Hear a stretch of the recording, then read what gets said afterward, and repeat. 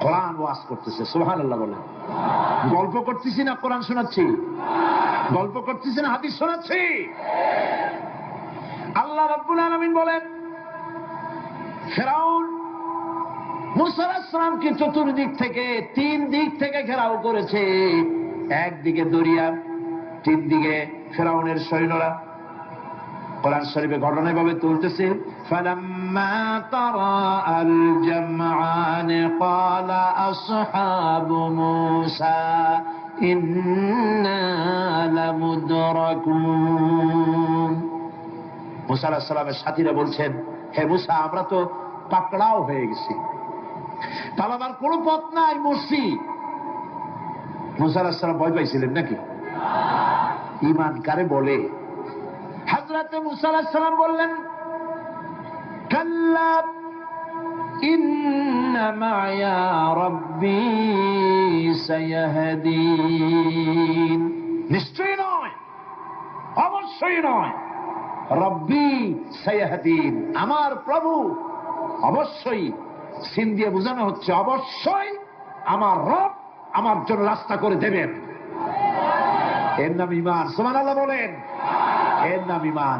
চতুর্দিক থেকে বিপদ ঘনীভূত, বেরোবার কোন রাস্তা নাই।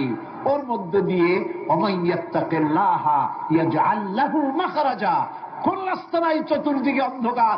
এরপরে যদি বান্দা আমার উপরে ভয় করে, আমাকে ভালোবাসে, আমাকে ভয় করে, সবর ইখতিয়ার করে, অন্ধকারের ভেতর থেকে নিশ্ছিদ্র অন্ধকারের ভেতর দিয়ে আলোর রশ্মি বের করে মুমিনদের যাওয়ার জন্য রাস্তা করে দেব। মূসা আলাইহিস সালাম বললেন, ভয় পাইও না, আল্লাহ আমাদের পথ তৈরি করে দিবে। আল্লাহ রাব্বুল আলামিন হযরত মূসা আলাইহিস সালামকে বললেন, হাতের লাঠি দিয়া দরিয়ার উপরে আঘাত করো। মূসা আলাইহিস সালাম আঘাত করলেন। রাস্তা দরকার ছিল একটা। মূসা আলাইহিস সালামের এক আঘাতে রব্বুল আলামিন দরিয়ার ভিতরে মূসা আলাইহিস সালাম এবং তার সাথী সঙ্গীদের পারাপারের জন্য 12টা রাস্তা পয়দা করে দিলেন। গল্প না কোরআন? রাস্তা তৈরি হয়ে গেল 12টা, সব পার হয়ে গেল। ফিরআউন তার দলবল নিয়ে আসছে। আল্লাহ রাব্বুল আলামিন বলেন, وَأَنْجَيْنَا مُوسَى وَمَن مَّعَهُ أَجْمَعِينَ ثُمَّ أَغْرَقْنَا الْآخَرِينَ। মূসা আলাইহিস সালামকে পার করলাম, পিছনে যারা আসতেছিল, কারা আসতেছিল? ফিরআউন। ফিরআউন আসছে তার দলবল নিয়ে। আসে রাস্তা দেখিয়া মনে করছে ওর বাজানের তৈরি করে রাস্তা, দলবল নিয়ে নামছে। দরিয়ার মাঝখানে এলো, আল্লাহ পাক অর্ডার করলেন কুল, ব্যাস রাস্তা বন্ধ হয়ে গেল। রাস্তা কি হয়ে গেল? শুরু হয়ে গেল চুবনি। পানির ভিতরে চুবনি খাচ্ছে, নিচে যায়, উপরে ওঠে। পানি খাইতে খাইতে প্যাক পোটকা মাছের মতো এরকম মোটা হয়ে গেছে। ডুবে ডুবে সব মরছে। এখন ফেরাউন একা, কেউ নাই। ফেরাউন একা। ফেরাউন পানির ভিতরে চুবনি খেতে খেতে তুমানের ভিতর থেকে নাক একটু জাগায় আর বলে, আমানতু আন্নাহু লা ইলাহা ইল্লাল্লাযী আমানাত বিহি বানু ইসরাঈল। ও আল্লাহ, তুমি ছাড়া কোনো ইলাহ নাই। আমি ঈমান আনলাম ওই আল্লাহর উপরে। বনি ইসরাঈল ঈমান আনছে যার উপরে। কাজী বনি ইসরাঈলদের পার করে দিয়েছো, আমারও পার করো। আল্লাহ তুমি রক্ষা করো, আমি তো মুসলমান। ওয়া আনা মিনাল মুসলিমিন, আমি তো মুসলমান, কলেমা পড়লাম, তারপরে যুবক কেন? আল্লাহ রাব্বুল আলামিন বলেন, আল এখন وقد عصيت قبل وكنت من المفسدين।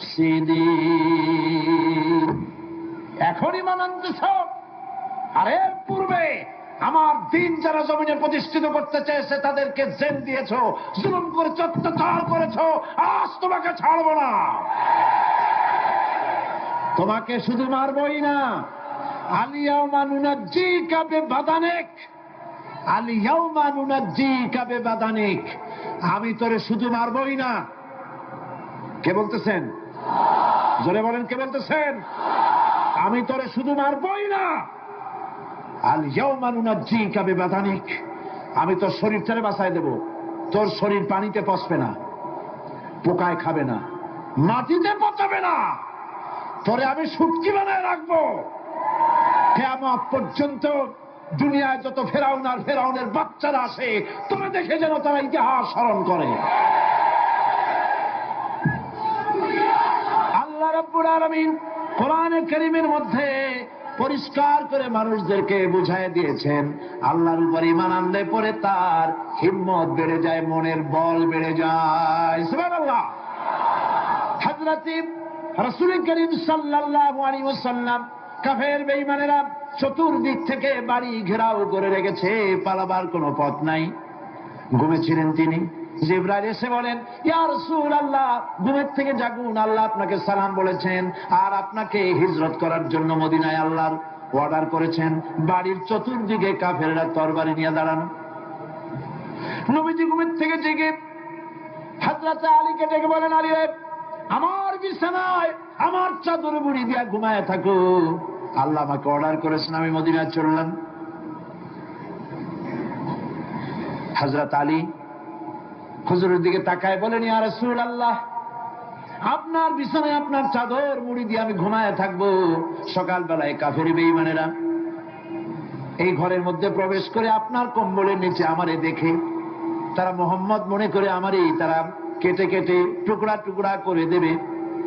আমার কোনো আপত্তি নাই, কোনো ভয় নেই, কোনো চিন্তা নাই, কোনো দুঃখ নাই, বরং আমার মনের মধ্যে এটাই তৃপ্তি হবে যে আমি আলীর জীবনের বিনিময়ে আল্লাহর নবী দুনিয়ায় বেঁচে থাকছেন। নবীজি ঘরের থেকে বেরোলেন, চতুর্দিকে দেখেন কাফের বেঈমানেরা দাঁড়ানো, শত শত কাফের, হাতে তরবারি। হুজুর সাল্লাল্লাহু আলাইহি ওয়াসাল্লাম এক মুষ্টি বালু হাতে নিলেন, এক মুঠো বালু হাতে নিয়ে ফু দিয়া বালুগুলো ছেড়ে দিলেন। ঘরের চতুর্দিকে যত কাফের ছিল সবগুলির চোখের মধ্যে বালি ঢুকে গেছে। চোখের মধ্যে যদি বালি ঢোকে তাহলে কি মজা লাগে না? দুই হাত দিয়া সমানে ঘষা শুরু করছে কাফেরেরা, দুই চোখ আঙ্গুল দিয়া ঘষাঘষি করছে। এই ফাঁক দিয়া নবীজি বেরিয়ে গেলেন, একটা কাফেরও দেখে নাই নবী কোথায় গেলে। আল্লাহ পাক পরবর্তী সময় নবীজিকে শোনায় দিলেন, ওয়ামা রামাইতা ইয রামাইতা ওয়ালাকিন্নাল্লাহ রামা। নবী, আপনি নিক্ষেপ করেন নাই যখন আপনি নিক্ষেপ করছিলেন, আপনি তো শুধু ধুলাগুলো ধরে এমনি ছাড়ছেন। ঘরের চতুর্দিকে সমস্ত কাফেরদের চোখে বালি পৌঁছে দেওয়ার দায়িত্ব আমার কুদরত গ্রহণ করেছিল। নবীজি হযরত আবু বকরের বাড়িতে এলেন, দরজায় দাঁড়িয়ে নক করেছেন, ভেতর থেকে আওয়াজ এলো। হুজুর বললেন, ইয়া আবু বকর। হযরত আবু বকর পিছন থেকে দরজার মধ্য থেকে ঘরের মধ্য থেকে জবাব দিলেন, লাব্বাইকা ওয়া সাদাইকা ইয়া রাসূলুল্লাহ। হুজুর প্রশ্ন করলেন, আবু বকর, গভীর রাত্রে জিবরাইল আমারে ঘুম থেকে জাগাইলো, তোমারে জাগাইলো কে? এক ডাকে উঠলা কেমনে? হযরত আবু বকর বলেন, ইয়া রাসূলুল্লাহ, আপনি আমারে নিয়ে হিজরত করবেন বলেছিলেন, আমি চিন্তা করেছি না জানি কত রাত্রে নবীজি আসেন, আর আমার দরজায় দাঁড়ায়া নবীজি আমারে ডাকবেন, আমি থাকবো শুয়া, বেয়াদবি হয়ে যাবে। এই জন্য বিছানায় না ঘুমায়া আপনার পবিত্র জবানের ডাক শোনার জন্য এত রাত ধরে এই দরজার সঙ্গে দাঁড়ায়া দাঁড়ায়া ঘুমাইতেছিলাম। নবীজি হযরত আবু বকর রাদিয়াল্লাহু তাআলা আনহুকে সঙ্গে করে নিয়া মদিনার পথ পরিহার করে মিসফালার মধ্য দিয়ে যারা হজে গেছেন দেখে আসছেন, মিসফালা জাবালে কেদোয়া, মিসফালার উপর দিয়া জাবালে কেদোয়ার উপর দিয়া আরো একটা পাহাড় পাড়ি দিয়া জাবালে সুরে চড়ে গেলেন। সন্ধ্যা হয়ে গেল, ফজর হয়ে কি বলে ফজর রক্ত হয়ে গেল। হযরত আবু বকর বলেন, ইয়া রাসূলুল্লাহ, পালাবার উপায় নাই, ধরা পড়ে যাবে, তাড়াতাড়ি চলেন, গুহার মধ্যে ঢুকি। তবে পাহাড়ে গুহা, সাপ থাকতে পারে, বিচ্ছু থাকতে পারে, আমি আগে ঢুকি, কোনো বিপদ হয় আমার উপরে হয়ে যাক, আল্লাহর নবী সুস্থ থাকুন। হযরত আবু বকর কি মহব্বত, নিজের জীবনের চাইতে রাসূলের মহব্বত বেশি, সুবহানাল্লাহ। এই জন্য নবীজি বলেছেন, ও আমার সাহাবীরা, तमाम পৃথিবীর সমস্ত মুমিনের ঈমান যদি এক পাল্লায় রাখা হয়, আর একা আবু বকর ইমানটা যদি আর এক পাল্লায় রাখা হয়, তোমরা দেখতে পাবে তাম পৃথিবীর মুমিনের ইমানের তুলনায় একা আবু বকরের ইমানের পাল্লাটা ভারী হয়ে গেছে। হযরত আবু বকর গোয়া সাফ করে হুজুরকে ডাকলেন। হুজুর ভিতরে ঢুকলেন, বলেন আবু বকর, সারা রাতের একটা বিরাট অংশ হাঁটছি, পাহাড় বেয়েছি, কষ্ট হয়েছে, তুমি একটু বসো, তোমার উপরে মাথা রেখে আমি একটু ঘুমায় যাই। হুজুর ঘুমায় গেলেন। হযরত আবু বকর লক্ষ্য করলেন গুহার গায়ে অনেকগুলো ছিদ্র, এই ছিদ্র দিয়ে বড় বড় সাপ বেরোতে পারে, বিচ্ছু বেরোতে পারে, পাহাড়ে কি বেরোয় ভয় পেলেন তিনি জামা ছিঁড়ে ছিঁড়ে, চাদর ছিঁড়ে ছিঁড়ে গর্তগুলি বন্ধ করতে লাগলেন। কয়েকটা গর্ত বন্ধ করা গেল না, কাপড় শেষ। এবার তিনি নিজের পা দিয়া গর্ত বন্ধ করে বসে আছেন। বিষধর এক সাপ বহু চেষ্টা করেছে বেরোবার, কোন পথ না পেয়ে ছিদ্র পথে বেরিয়ে এসে হযরত আবু বকরের পায়ের উপরে দংশন করেছে। হযরত আবু বকর বিষের যন্ত্রণায় চোখ দিয়ে পানি পড়ছে। চোখের পানি দেখে রাসূলুল্লাহ ঘুম ভেঙে গেল। ঘুম ভেঙে হুজুর দেখেন হযরত আবু বকরের চোখে পানি। হযরত রাসূল জিজ্ঞেস করেন, আবু বকর কাঁদো কেন? বাড়ির কথা মনে পড়লো নাকি? বউ বাচ্চার কথা মনে পড়লো নাকি? কাঁদো কেন? হযরত আবু বকর বলেন, ইয়া রাসূলুল্লাহ, যেই দিন কালেমা পড়ে ঈমান এনেছি, সেদিন থেকে আমার জীবন, আমার স্ত্রী পুত্র পরিজনের চাইতে, আমার জীবনের চাইতে আপনাকে বেশি ভালোবাসি। হুজুর বলেন, কাঁদো কেন? হযরত আবু বকর সাপের দংশনের কথা বললেন, যন্ত্রণায় কাঁদতেছি। হুজুর মুখ থেকে একটুখানি থুতু মোবারক বার করে দংশিত জায়গায় লাগাই দিলেন, যন্ত্রণা বন্ধ হয়ে গেল। হযরত রাসূল বলেন, আবু বকর, যখনই দংশন করেছিল আমার উঠাও নাই কেন? তোমারটা তো কষ্ট করা লাগতো না। হযরত আবু বকর বলেন, ইয়া রাসূলুল্লাহ, সাপের বিষের দংশনের যন্ত্রণায় কষ্ট করেছি, আমার কলিজাটা যদি জ্বলে পুড়ে জর্জরিত হয়ে যেত, রাসূলুল্লাহ আরাম ফরমাচ্ছিলেন, আমি সেই আরামে বিঘ্ন ঘটাতে পারতাম না। ইত্তাবসারে কাফির বেঈমানেরা খুঁজতে খুঁজতে, বুখারী শরীফের হাদিসে এসেছে, ওই গুহার কাছে এসে গেছে। এখন কেউ বলে একজন বলে এরই মধ্যে আছে, আর একজন বলে নাই। একজন বলে যদি থাকতো তাহলে উপরে মাকড়াসার জাল কেমনে, কবুতরে ডিম পাড়িয়ে সেখানে বসে আছে কেমনে? একজন বলে আছে, আর একজন বলে নাই। হযরত আবু বকর বলেন, হুজুর ভয় পেয়ে গেছি, আমরা তো ধরা পড়ে যাব। হযরত আবু বকর রীতিমতো ভয়তে কেঁদে ফেলে দিলেন। আল্লাহর নবী হযরত আবু বকরকে বিরাট বিপদের মধ্যে, এমন গুহা, বসলে পরে মাথা দেখা যায়, শুয়ে হাঁটু উঁচু করলে হাঁটু দেখা যায়, স্বল্প পরিসর, অগভীর, ছোট্ট গুহা, আমরা ধরা পড়ে গেছি, উপায় নাই। আল্লাহর নবী হযরত আবু বকরকে কি বলে সান্ত্বনা দিয়েছিলেন, কোরআন শরীফে আল্লাহ পাক তা উঠায় দিয়েছেন। ইযহুমা ফিল গার ইয ইয়াকুলু লিসাহিবিহি লা তাহজান ইন্নাল্লাহা মা'ানা। ও আমার সাথী, ভয় পেও না, আমরা মাইনরিটি নই, আমরাই মেজরিটি, কারণ আল্লাহ রাব্বুল আলামিন আমাদের সাথে আছেন। রব্বানা তাকাব্বাল মিন্না ইন্নাকা আনতাস সামিউল আলিম ওয়া তুব আলাইনা ইন্নাকা আনতাত তাওয়াবুর রহিম। সুবহান রাব্বিকা রাব্বিল ইজ্জাতি আম্মা ইয়াসিফুন ওয়া সালামুন আলাল মুরসালিন ওয়ালহামদুলিল্লাহি রাব্বিল আলামিন। ওয়াজআল আখিরা কালিমাতিনা ইনদাল মাউত লা ইলাহা ইল্লাল্লাহু মুহাম্মাদ